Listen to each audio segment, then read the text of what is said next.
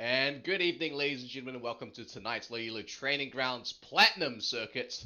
Tonight on our games, we have MCOM Knights taking up against the Weekend Warriors Academy team. I am Quirty here. With me tonight for this game is 6KJ. How are you, and how are you doing? What do you think of the games tonight? I'm doing pretty well. Uni's starting to come in, but I have a bit of a reprieve, which is why I'm here tonight. Mm-hmm. Um, I'm excited for this. Obviously, this is, if you aren't aware, this is a show match. It's not part of the specific thing, I believe, but it's still really exciting. These teams have both shown to be really strong, Mm-hmm. and we will have to see they go. I think the big things to watch this are that we've seen Knights have just been dominant a bit recently, winning a lot of really strong matches, Mm-hmm. and Weekend Warrior Academies have as well, but we haven't seen them as much on stream, especially. So, what do we think? I guess my question here is, you haven't been casting as much, you haven't been watching these as much, as far as I'm aware. Mm-hmm. Do you think that... you think, how do I word it? I'm not working. It's fine. My brain is, it's fine. Come on, man, you went We're to fine. uni. You should Yeah, be literate. yeah, we're very... Are we... So, the big question I guess I think I have is, do you have anything that you expect to be seeing that you're, without like having seen this meta? Like, what would you expect? I think it's interesting to see. It's really jumped into the Champions League for the show match. Yeah. The meta has been very, very interesting. I think it's been a bit volatile earlier this season, but for the last, I would say probably around 3 to 4 patches, it's been relatively stable despite the certain changes that Riot has made to the patches. Of course, I still think that in terms of a 5v5 environment, bot lane is still very, very, very important. I don't think anything has changed a lot through that. You have a lot of late game scaling champions right now that are pretty strong. Looking at Jinx, despite the 13.9 changes, which is the patch that we are playing on today, by the way, guys. They try to target her AD scaling, but it's just simply not enough. You have a Cogmore as well. He's making his rounds up there in the OP tier on the S plus tier list, and then you got Karthus as well, another scaling champion that is actually a dark horse that plays in the bot lane. That has been strong in the past, and he's back again. So as a bot lane player myself, scaling's the way to go. You see champions like Tristana as well. I've seen that in being flex picked a lot between bot lane and mid. So that's also interesting. And then, in the solo lanes as well, Aurelion Sol made a pretty big impact to the mid lane meta. Then you got Ornn that's been coming up as well. He's actually really strong. Malphite is coming really strong. I didn't think, with the new champions, Malphite would be anything, but, he's got that ultimate. He's tank enough. Sion as well. So a lot of interesting changes coming through. And yeah, as we mentioned, Jinx still very strong. So that's going to be the first pick. And looks like they're going to hover the Yuumi. Don't know if that's just a takeaway. Don't want a Yuumi Jinx combo, or just because it's Yuumi. I believe Yuumi is bloody, and I know for a bit earlier this season we weren't allowing Yuumi because obviously it work, but she is allowed now. Won't be locked in. It is this Poppy.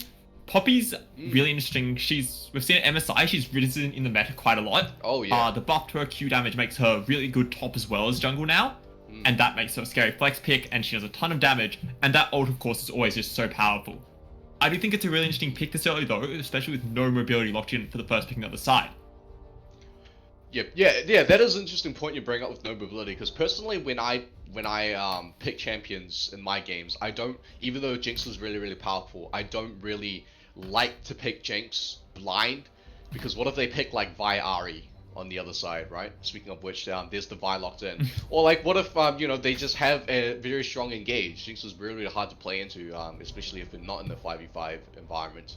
I guess, these guys are opting to go with the patch OP champions. Of course, Ahri, another great champion mid. So there's the Vi Ahri combo I mentioned. So yeah, they're definitely looking to set something up there.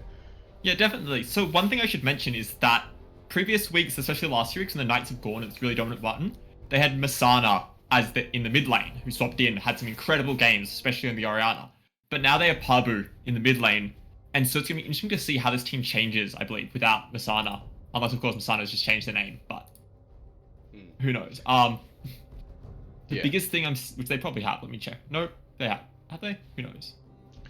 Yeah, see, Well, so I'll the start. infamous Lulu Cogmore combo that's been coming up, and you know, again, we did mention earlier on that Cogmore has been on the rise as one of the most powerful scaling AD carries that you can play right now, and having that Lulu is just gonna make things a bit more difficult. You know, as you say, like he locked it Yeah. in after he saw the Vianari, so Yeah. you know that I don't know if it's just like, okay, we have to play it because it's patch OP, or you know, if you're that just that confident in your team to peel for you. Of course, Ornn being taken away, Karma being taken away, of course, trying to negate that the poke capability in that bot lane to give as much room to that Kog'Maw as possible, so you can scale up nicely. Definitely. I think the Poppy will help a bit, I would say, with like Ari, Vi trying to stop him getting on Cogmore. But the worry is that like you're already a mobile, it might just not be enough, especially if it is Poppy top, for example, who can't get to these early fights as well. Do we, I guess, what do you think you want to see out of the rest of this composition to make this Cogmore work? Do we want to see maybe like we can't take Cassante anymore, but do we want to see like Malphite top maybe, or some other peel top who can try to provide a front line, or do that, or do we just want to see some form of like proactive play from them to get it fair, just roam around the map? Well, usually they can go two options. They can either go all in on that Cogmore pick and play like a protect the president thing, or they can, you know, run like a multi-threat pick, which it looks like they might be edging towards right now. I have seen a Cogmore in a comp with a Lulu and a Zillion mid, and that is just, you know, just like that's just really annoying to deal with. You mentioned Malphite there, but they opt to go for the Gnar instead. Of course, giving, I mean, it's a safer blind pick, of course. You have that range to farm safely if you are in a slightly unfavorable matchup, but it also provides that same engage they need. So I'm not too sure if engage is what they actually need, though. Because if you are playing Lulu Cog, because Cogmore is front to back. It's not like your Kai'Sa or something that can just like follow up the engage and one-shot people. Unless you're building AP and just, I don't know, spam ultimates or something. But, yeah, no, Na's a very interesting pick. So yeah, I mean, it's a bit weird. Like, I'm not a fan of playing engage, but yeah, who knows? Looks like they're gonna Yeah. go for that Janna as well, giving that Jinx more range and try to, you know, try to pressure that bot lane a bit more. Yeah, I think Janet's a really interesting pick here because it's a disengage pick into a comp that, as we've mentioned, doesn't really have actually that much engage, doesn't really want it. And the Blitz Pet Crank could be a really interesting pick here, but I suspect this is just a troll. But don't forget that you can spend your MCOM coin or whatever it is, M coin, I think we've named it, in Twitch chat to make a prediction on this game. Who do you think is going to win? Do we think it's blue side, the MCOM Knights, or the Weekend Warriors Academy team on the red side? And it's an Annie to finish this out. So Annie in the mid lane, this is a lot of hard CC with the point and click. And Poppy as a front line makes this a reasonable front to back comp, but I think they will still have issues starting fights with a way that isn't like jumping on the enemy, because obviously Gnar ult needs to get on the enemy, Annie needs like flash ult, Poppy needs to ease someone to a wall. Do you think that what do you think about this comp if they don't get an early lead or if they can't get to objectives first?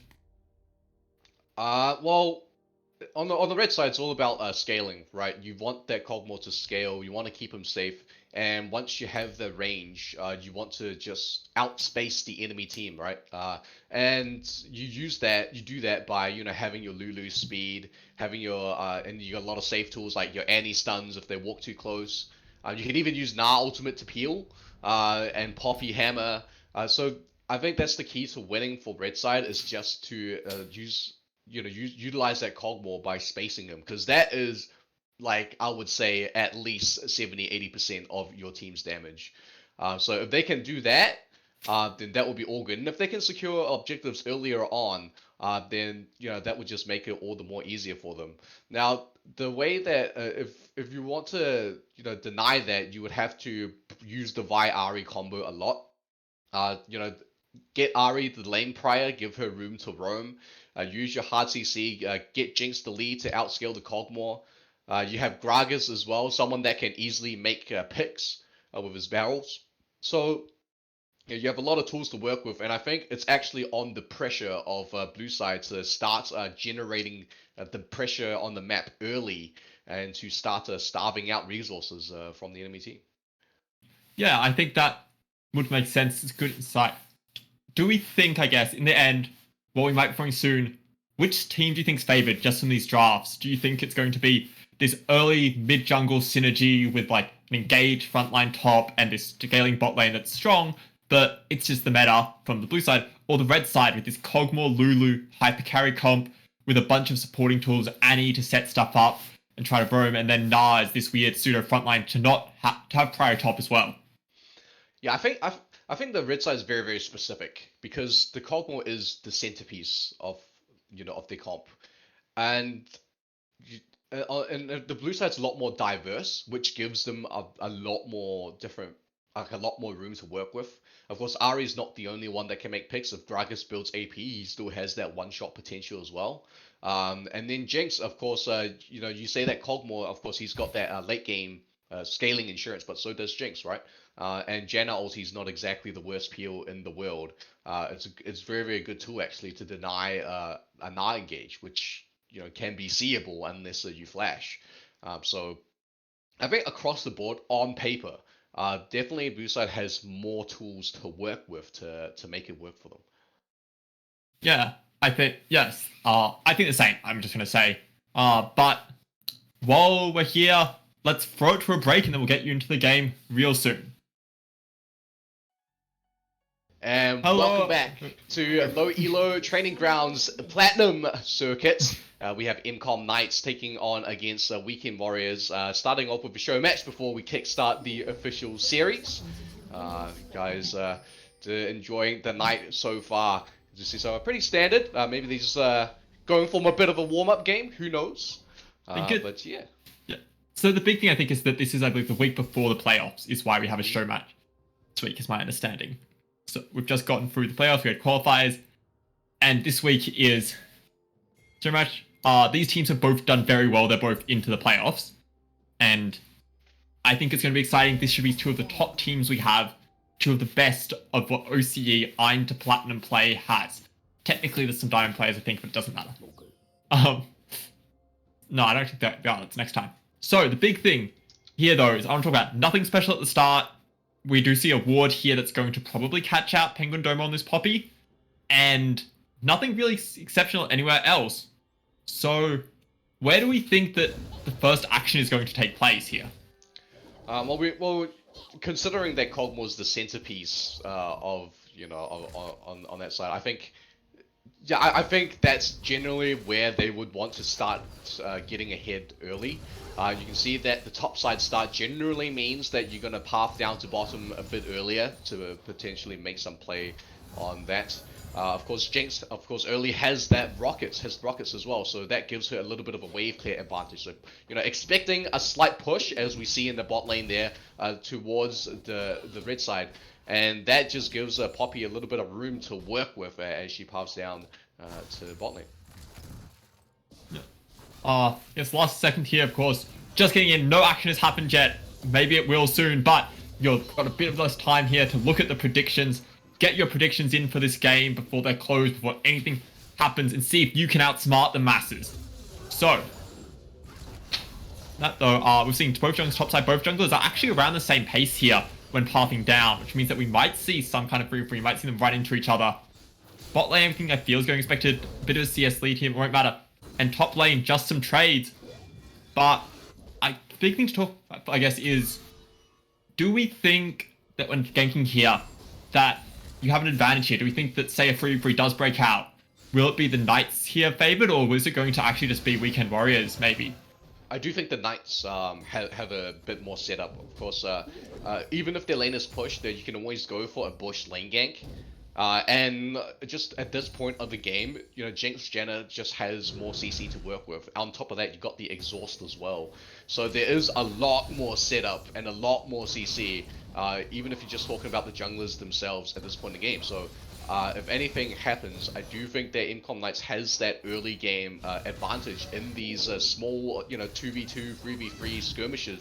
So, that's what they should play to. Now, one thing to mention is that they did ward the red side. Oh, actually, here going to get clapped on, but it's a flash in that gets caught out with the Steadfast present. Backside of the fight, the tornado comes in, but actually in top side, Meat Bun here getting a lot of damage onto Nova. Nothing much is going to happen, but bit of a scuffle.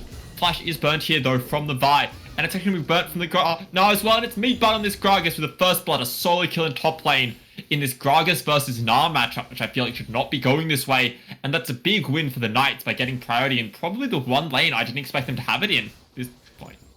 Yeah, so that's actually one of the big leads that we want now. So you got the top lane with that Gragas. Gragas is a champion that can snowball pretty well, and you can see the respect right there.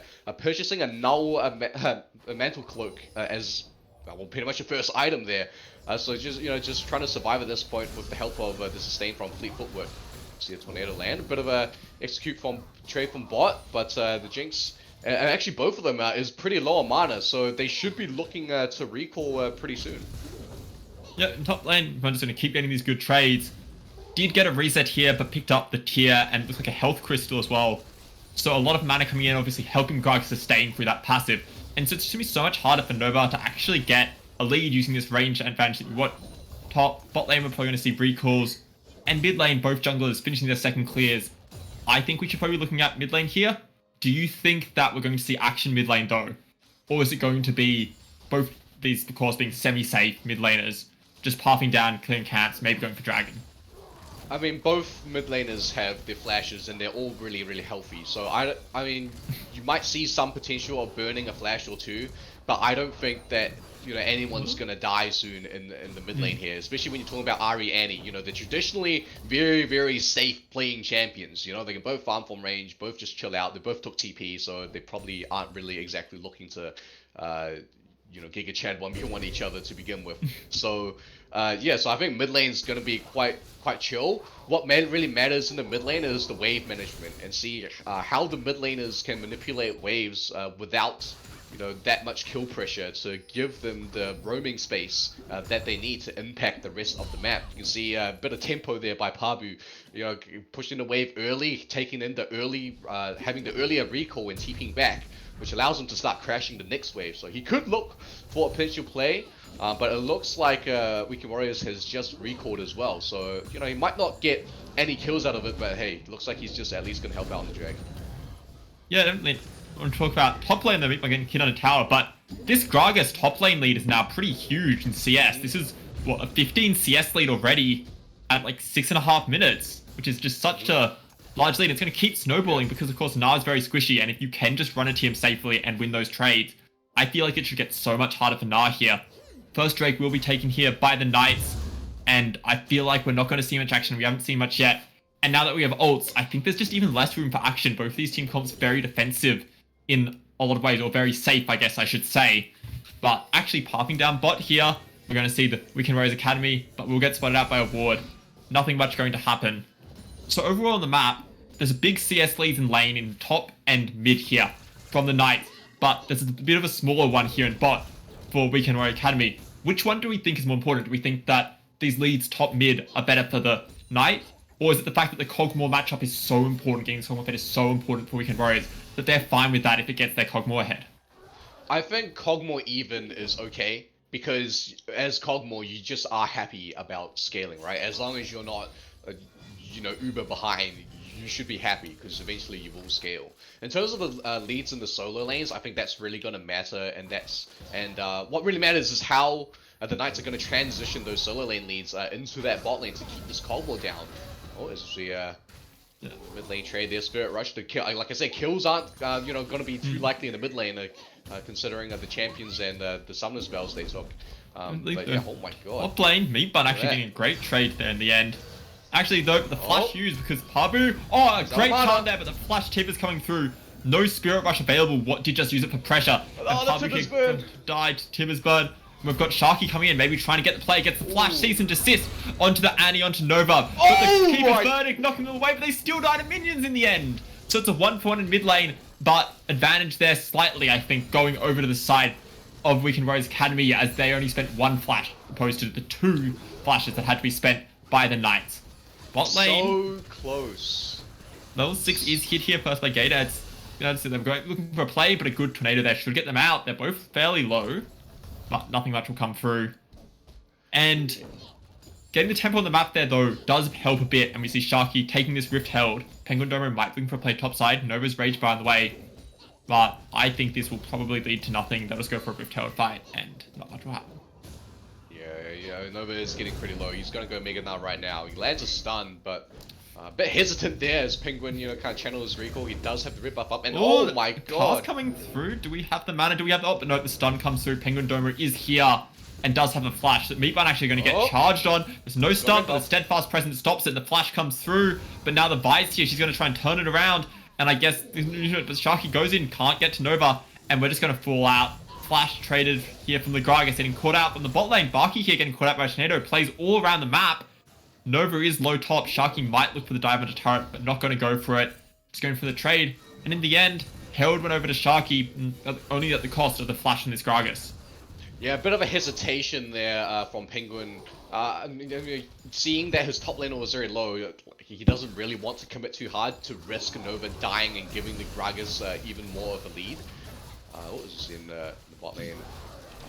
There's a nice trap there gonna prevent the kill, but you don't want that Gragas to get more of a lead as he already does, right? So you don't really want to risk playing with a Knight at this low health. Speaking of Knight low health, narrowly dodging that barrel there. He's got no way now. No, actually gonna hit on in. Rage here, of course, just trying to go in and gonna find the stun and so many minions. It's a full wave, gets the solo kill back. Meatbun getting a bit too greedy there. You can't do that. Like, this minion still hurts so much at this point in the game. He didn't have a big enough wave as well to buy him the time that he needed to set it set it up, and a little bit of a mis-execution there, missing that the barrel, so couldn't get that damage and slow that he needed to make that tower dive work. So he's gonna take a death for that. However, he is still ahead in CS. That's like about 20 now, so that's more than a kill's worth of gold. So he still should be rather comfortable. But that rift, it was kind of free because Penguin hesitated, just gave Sharky enough time to take that objective. And speaking of taking objectives, looks like they're gonna get some plating down here in the bot lane just to funnel some more gold into that Jinx. Yeah, you see this Herald go in. Next Drake's in 15 seconds, and first setup has been given here over to the Knights. They're going to find it, but they're going to give it up, try to clear this out, and now they're on both sides. It will just be a 4v4 possibly for this Drake. 2 seconds. It is just a Cloud Drake. It is just the second Drake.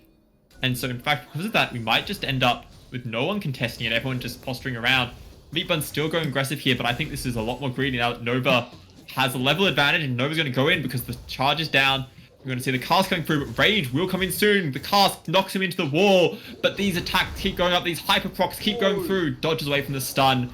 Mega Knight, and in the end, nothing much will happen. Penguin Dome are going to be able to stop out that charge there from the Vi. Steadfast presence stops any hope of anything happening, but no, the Monsoon there coming in from Lady of the Wind. She truly is the Wind Lady here on this pick, and gets a flash forced out there by Ari from the Lulu, and that's actually in the end a positive trade for the Knights. Just a summoner, but it could have been so much worse, it looked like. Yeah, very, very dangerous there as Sharky got singled out. Wasn't aware that they had the vision they could rotate that quickly. But of course, like you said, the Monsoon playing a big part. Didn't have to burn any summoners as well to keep his teammate alive. So you still got the flash, still got the exhaust. And of course the flash coming back on Sharky after that as well. So they can definitely turn the playmaking tide at this point with their summoners back up. As we see, the Cloud Dragon does go to the side of Weekend Warriors, so a dragon apiece. And just see the top lane. As you see, Nova's now sitting rather comfortably now. He's got the Merc Treads, he's got a bit of attack speed, he's got a bit of health and cooldown. So he's actually taken the game back pretty well. So yeah, Tosu's done pretty good. Still is about a 500 gold lead here for Meatbun. But in bot lane, we're going to see the play, but the Chomper is going to stop this play in the tracks. They're still going over there, have a blast cone. Lady of the Wind is going to be forced to flash away, but the Timbers won't get the stun in time. I think Lady of the Wind might still be dead, and yes, she is. Penguin Domo might try to dive under the tower. Actually, this might be a bit greedy, but apparently Freshcam wasn't show us. AP not going to be able to go back in there to chase. Too much of a threat there. And that's just a clean pick there from Weekend Warriors onto Lady of the Wind, trying to help them get some control back of this game. But what we've seen here is it's an Infernal Rift. Everyone knows Infernal Rift is pretty much always insane for both comps, so I don't really want to talk about that. What I want to ask is, which side do we think the Infernal Rift map changes, these like more open corridors, benefit more? Open corridors definitely benefit the Weekend Warriors more, just because. Oh, I don't. Yeah, it's fine. Actually, no. If the cast could hit them back, but I just assume top lane is never anything. Yeah, very, very dangerous as well. But yeah, Open Corridors do favor Cogmore a bit more just because he's got a lot more room to run. He doesn't have any dashes, doesn't have any mobility aside from movement speed from that Lulu. So, you know, Open Corridors is just going to give him a lot of free room to work with. So that definitely favors Cogmore more. But at the same time, you also have Open Corridors mean also some opportunities for open vision, right? You can see some enemies that otherwise you cannot if there's a wall there. So there could be some instances where you saw a glimpse of someone, then you just pull the trigger on the amount of pick tools that you have. You know, the Assault and Barrier from Vi, the Charm from Ari, the Gragas Cask. You know, you got a lot of tools to make picks. So if you can make decisive decisions and pull the trigger on that, and set the map up, set the vision up pretty well, then the open corridors can turn into a favor of nothing. Okay. for the side of MCOM Knights. But in general, if you are playing Cogmore, you do like open walls. And as an ADC player myself, I get really uncomfortable if I'm playing against those champions and we have to fight in the jungle, especially as a champion like Cogmore. Yeah, I think that makes sense. I also like this red side here, a lot more defensive. I think it makes much harder, possibly would you say, for the side like this Ari, this Vi to find these flanks, especially the Gragas, because we're seeing that both Vi and Gragas are going these AP builds. They're not going tank. It's not a Radiant Virtue Vi. It's not like a weird, I guess, doesn't see it much anymore, but whatever tank item you want Gragas. And so they're a lot more reliant on finding these picks. You can't really engage or play as well front to back. So I guess the question I want to ask is, did we expect this Black Cleaver Vi? And do we think that it's going to get much use here or not? But top side, Herald is going through, bot side that's pushing it, Herald. But I guess the question here is, with this Black Cleaver on the Vi, she wants to snowball more. Do you think that's the correct choice for this game state? I mean, Black Cleaver does give you a lot of flexibility as first item. I mean, like, you can build Black Cleaver in the Bruiser build. You can build Black Cleaver in a more, like, damage build if you wanted to. So, you know, it just opens you up to a couple more options. There's Gonna hit the Spirit Rush. We've got one Spirit Rush, but now we have the Lulu here, and this Cog Lulu does so much damage. Not gonna be caught out by the Bio Arcane Barrage, but it will be caught out in the end by an auto attack. But now 3 people from the Knights coming down, gonna try and make this catch. Sharky comes through, but it's gonna get slowed by the Lulu then, gets knocked into the wall. They're all here, but the Season Desist will eventually come through in the end. The Super Mega Deathlocker gets flashed away from, the splash damage doesn't come through, and now it's a 4v2, and they're all falling down. That's this Cogmore, this dog is just running them down, and I think this is almost huge snowball. It's still a gold lead here for the Knights, but Weekend Warriors have just got it back so much. 3 kills onto this Cogmore. This is exactly where you want this gold to go. Yeah, missing that charm is just so punishing, especially when you use Spirit Rush to go in. Maybe I'm going to go for this play, gets the knock in, but the stun does come through during the leap from Nova, and that stops the kill coming through in the end. But Flash has to be used there, and ult used, so Nova's actually a bit scary. I do not expect a kill here, but top lane definitely a lot more even than it could have been earlier in the game.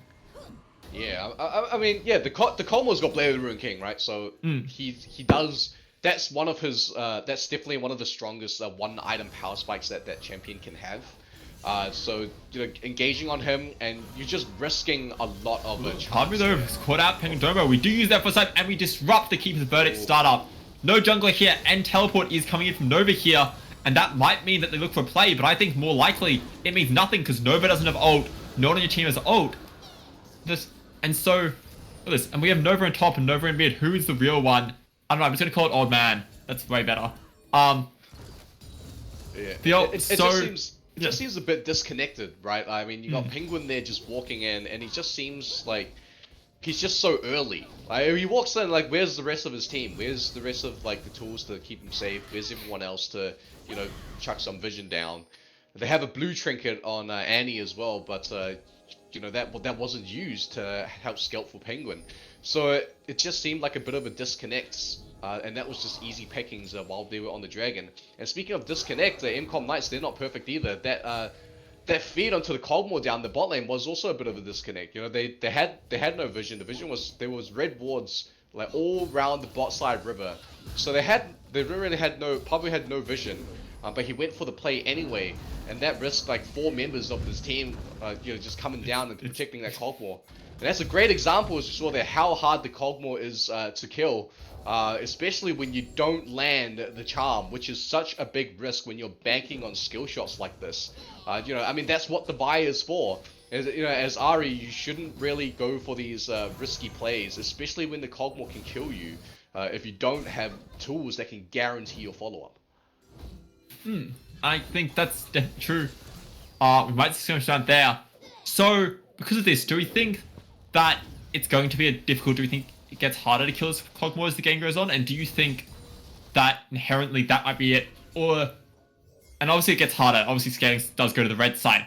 But do we think Cogmore starts reaching a point at which it's just too far soon? Or do we think it's still going to take 10 more minutes for that point to really come? I mean, I think right now it's all about it's all about the pick setup, right? MCOM Knights, they have to start making the pick setups, and if they can't get any more picks on the Cogmore before he gets his second or third item, that's gonna make it exponentially harder for them to shut the champion down. And of course, Cogmore, he's got that ghost available as well. Lulu with heal up. It's just really tough. And they, like I said in the earlier stages, back in Champions League, play here. They do have the pressure to have to make plays pretty soon. As speaking of making plays, they're trying to make one onto Old Man Nova up in the top lane here, but just can't really find an angle. Yeah, and it was, but 2 towers have been taken here by the Knight, mid tier 1, bot tier 1, and that does open up the map a bit more. Makes it a lot harder for this Cogmore to feel truly safe in these lanes and the objectives, but I think it doesn't really matter much. This structured advantage will matter a lot for the Ari though, I think, and for this Jinx, so that allows them to play a bit more aggressive, and because they have 2 Drake stacks, they can in theory get the Infernal Soul sooner, threaten that sooner, and I would say that's what I'm looking at. But do we think that, it might not matter here? Old Man Nova going into the play. Meat Bun going to turn around. Sharky is coming up. These Hyprox do come through, but we get the knock up. But Nova here, so much damage from this Gnar. The Triforce coming through. Sharky will get the kill. It is a 1-for-1, but assist gold going over makes it a slight bit better here for the Knights. But they've spent 2 people on that, and so now we look at mid lane, and Abe's here just alone into 3 people, going to be losing farm. A lot of pressure coming through, and might be struggling. We'll just get zoned off. And the tower might go down, actually, but we're seeing a flank here from True Nova. Not going to go for anything. They get a tornado on. Yeah, there's not going to be enough, but no. Penguin flashes in. Keep his verdict used short, but it's not enough either. Nova looks for play, but won't take it. And they're just going to reset, but they get the teleport here out of Havu. I don't think you want to chase this. We're going to go in. We're going to dash Everfrost, Charm, but it all lands onto this Rod of Ages, Giant Spelt Annie. And not much traded there in the end. And nothing really happening from that. It feels like all these players are coming through, but not much is happening. Not much needs to happen from the side of Weekend Warriors. They can just slowly chip away at this tower. And Cogmore likes it when there's nothing happening. That means he can farm, right? He can just relax, he can farm, he can scale. And he's got the Rage Blade now, so that's also a very huge purchase for that champion. His on-hit damage is just going to start shredding people, especially when you don't have any tank stats. Good play though, they might catch it out, but they're not going to go the CC. The Zap comes through first. Instead, it's going to have to abandon the play. They're going to the flash. We still miss the flash of Nova. Everfrost comes through. It does slow them down. But this Gnar's going to go. Mega Suit of 5-person knock up there. Isn't enough. The Gnar comes through. It gets slammed into the wall. The turret goes down. AP here, though, stacking up this little tempo. But so is the Cogmore. The backline. Sharky's found the Annie. He's going to keep going through this Cogmore barrier. Keeps going through, but they're healing here from the Monsoon. In the end, it's just a jungler for the mid laner. But health advantage goes to the Knights. But without their jungle, it's going to be a lot harder for them to feel safe taking this Drake here, I think. And Old Man Nova on that Gnar doing a pretty good job trying to isolate. The charm catches out the Cogmore. We just immediately Spirit Rush over the wall. They get the knock up. Ari falls in response. It's a 1-for-1 mid lane. Yeah, I think it's still just always worth it. It was a shutdown there, and that's going to make it basically impossible at this point almost for the red side to try and contest this. But of course, Poppy has Smite. There's no Smite on the other side, so they're going to have to keep trying to zone it off. But Abe here Teleport comes in, actually, so they might not be able to do it. Keeper's Verdict does go wide, though, and it's going to be a big knock-up here, but Abe going to get run down. There's no walls nearby. Going to keep hitting, but now there's a wall. Now you get kited. This Jinx is going to fall. The Dragon's reset, and so now Weekend Warriors should get this Drake unless something changes. They have 4 people and a health advantage, and I think that this fight might finally be over. There's no way you go for this steal, right? Oh, I don't know. Oh, we're in the pit, we're in the pit. Not the steal. 14 HP. But Sharky will die for that attempt, almost certainly. Yes, Sharky is going to die. Oh no, but with Season Desist comes through and Unstoppables through a Gnar stun, but it's not enough. They're not able to get that 3rd hit through onto Baki, and so they die for it. And I think in the end, mostly even across the board, I think multiple more kills did go there to Weekend Warriors, and of course they got the Drake. Do we think who do we favor? I don't think the contesting Drake was the right move. Like you said, the jungler's not there. You don't have a smite, so you're not allowed to do Drake when a full HP Poppy with what seems like unlimited shields is staring in your face. That's just illegal. It's not allowed. And it's just their 2nd Drake anyway, so even if they get it, it's not like they're leading in dragons or anything. You know, giving up the dragon is perfectly fine there.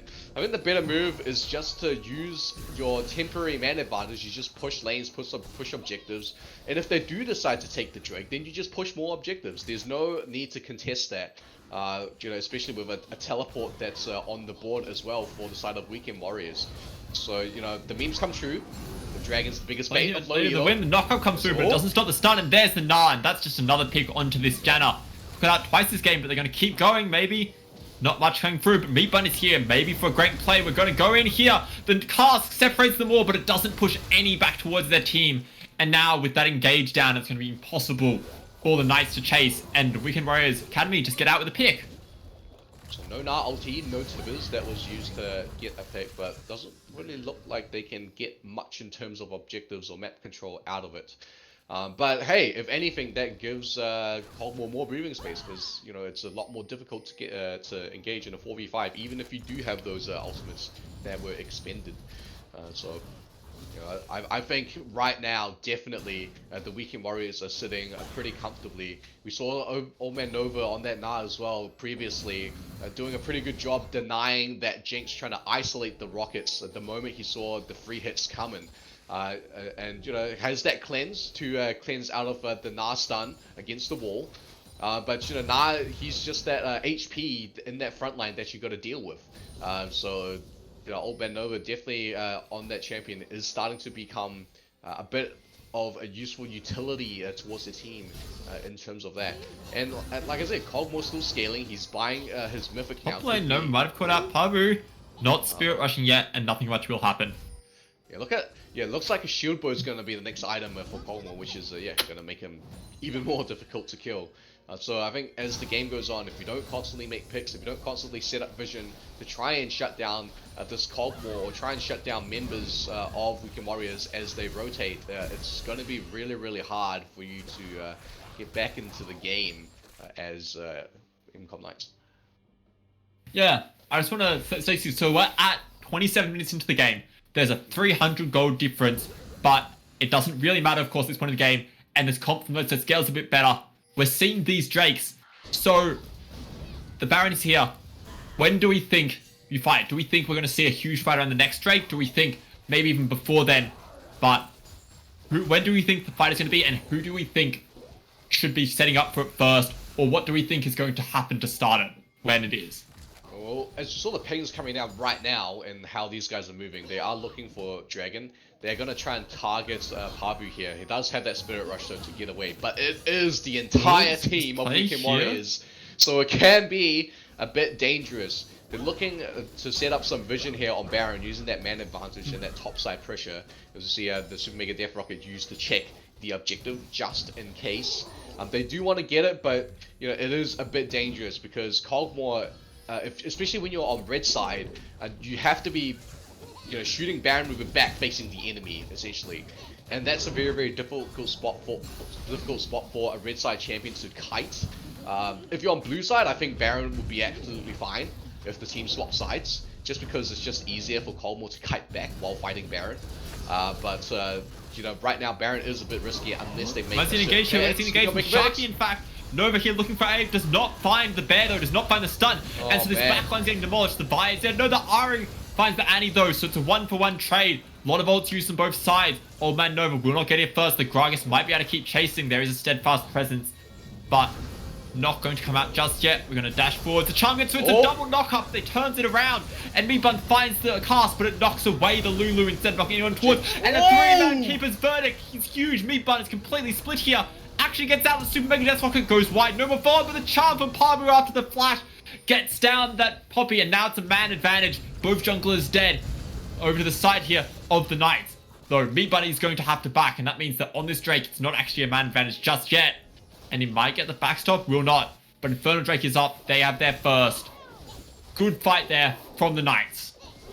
Yeah, a bit wonky. Sharky, of course, of wanting to, single out that Cogmore, but the follow-up just wasn't there. Speaking of follow-up, see a TP with the Tibbers not quite ready yet, so the stun was also expended.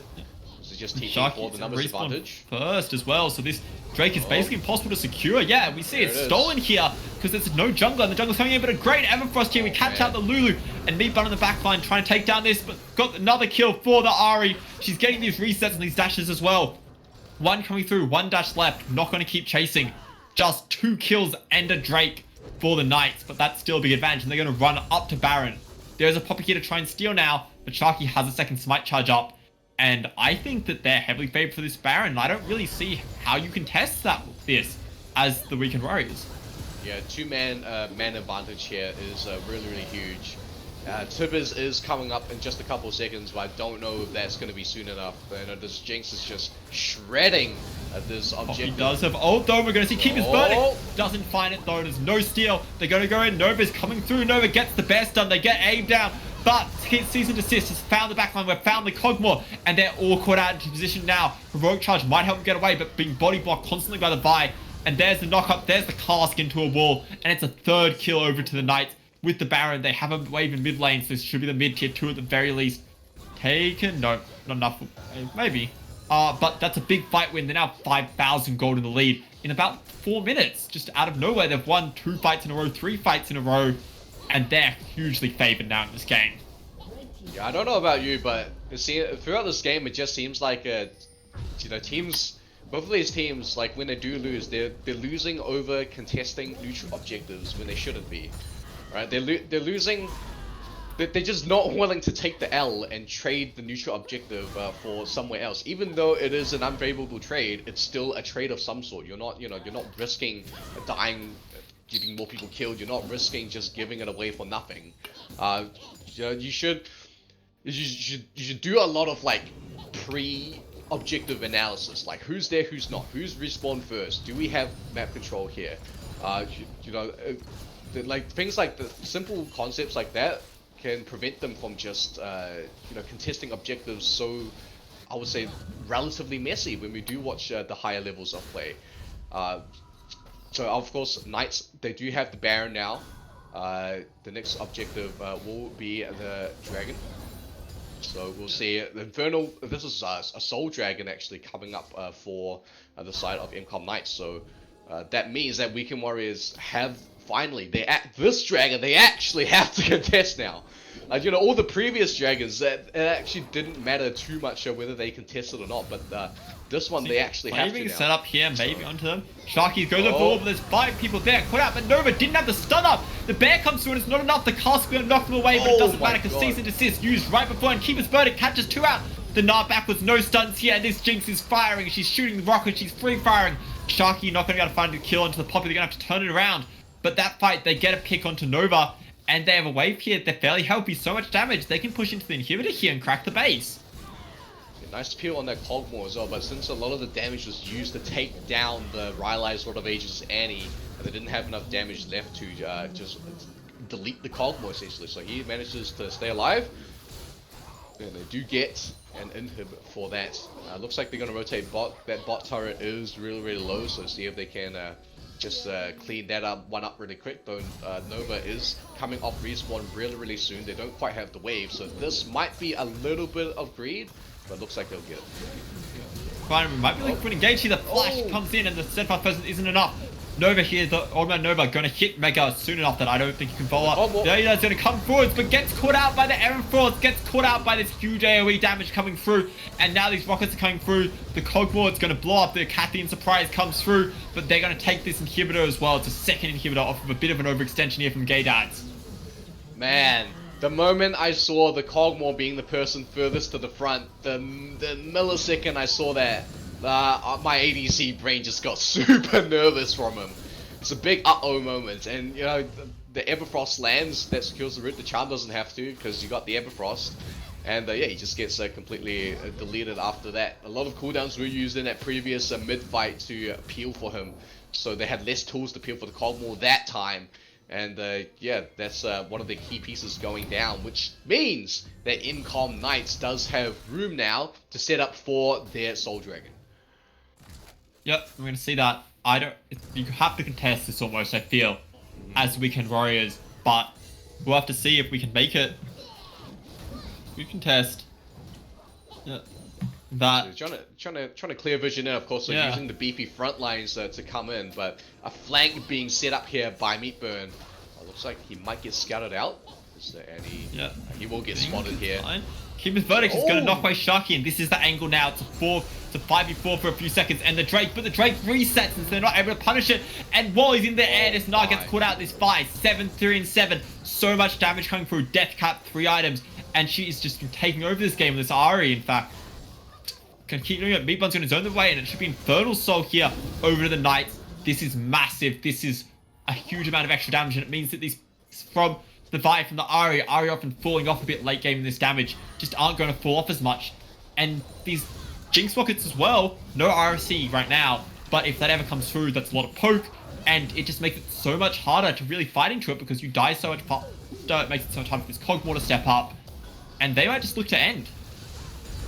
Yeah, I don't know if they can. The Baron buff has worn out, so the Cogmore can just shred through these minions. I mean, right now, if I were them, I would just like play around top lane. Just keep those 2 lanes auto pushing, and just exert even more pressure. Because once you put top lane, you also have a lot more room for top lane control. You can set up a cheese push, you can do Baron, whatever. Right, so and if you take down all 3 sides, that just gives you like infinitely more room to work with while they deal with double the super minions. You know, but Cogmore again.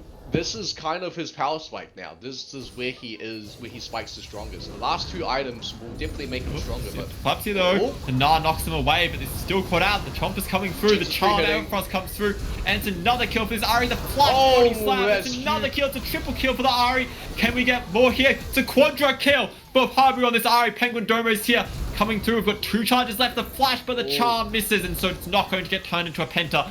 But this should be the end of the game, and Knights should take game 1 in this show match.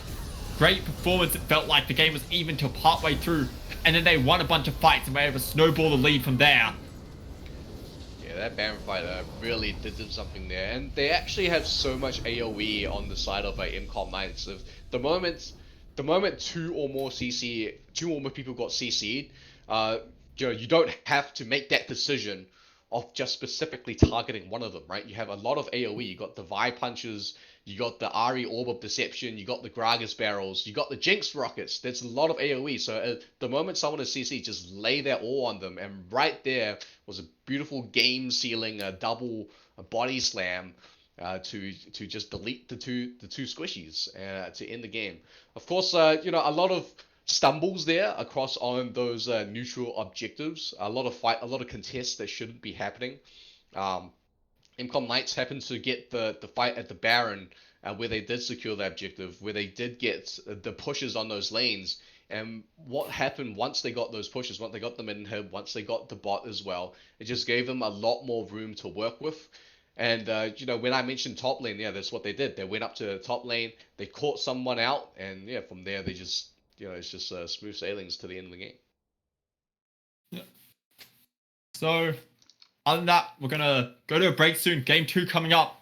Maybe the Weekend Warriors can come back, make us a series, get us to game 3. But the Knights, that game 1, it felt like even till mid-game, but after that, they were just making the best decisions consistently, or at least better enough to win the game. But we'll see you after the break.